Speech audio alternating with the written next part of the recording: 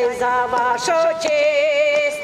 Слава Тебе, Господи, що ви у нас є. Слава Тебе, Господи, що ви у нас є. А впервые гостеньки брат да сестра, а другие гостеньки кум да кума. А другие гостеньки кум да кума.